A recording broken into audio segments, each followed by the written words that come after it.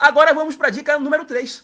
Na dica número 3, a gente vai ocultar o agente da oração. Isso mesmo, ocultar expressões do tipo é importante, é preciso, é indispensável, é urgente, é notório, é visível, contribuem com o propósito da neutralidade.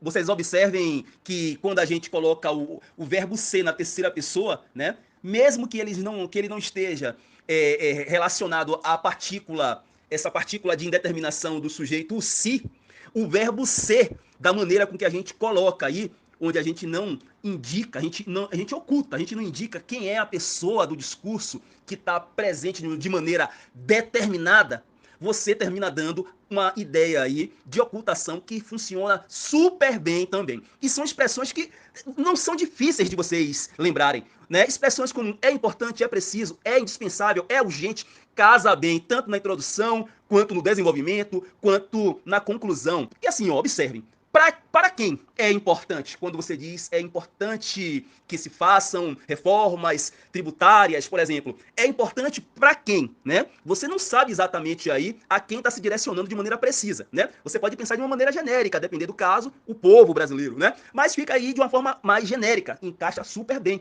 Da mesma forma que quando você diz é preciso, né? Já vem a pergunta, para quem é preciso? Ou para quem é indispensável? Ou para quem é urgente? As perguntas ficam propositalmente sem respostas, porque não é possível definir de maneira muito clara o agente da ação, o que neutraliza o discurso, além de deixá-lo mais objetivo.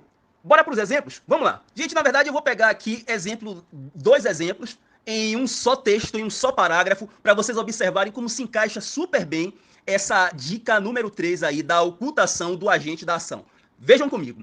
De antemão, é importante ressaltar o papel do meio ambiente para o desenvolvimento econômico de uma sociedade. É notório que a extração de recursos minerais e de combustíveis fósseis é fundamental para a atração de indústrias e, consequentemente, para a solidez do setor produtivo da economia. Gente, observem aí, você tem o é importante, que você pode utilizar, como eu falei a vocês, em qualquer um dos parágrafos de uma redação argumentativa, e o é notório. E essas duas expressões aí, elas servem justamente para que você dê uma maior objetividade ao texto de vocês e afaste ainda mais a possibilidade de torná-lo pessoal e torná-lo, com isso, menos competitivo em relação aos concorrentes que estão se preparando e pensando exatamente em como tornar o texto deles mais impessoal, mais objetivo, mais claro. Pronto, a dica número 3 é muito eficiente também, eu sei que vocês gostaram dessa dica.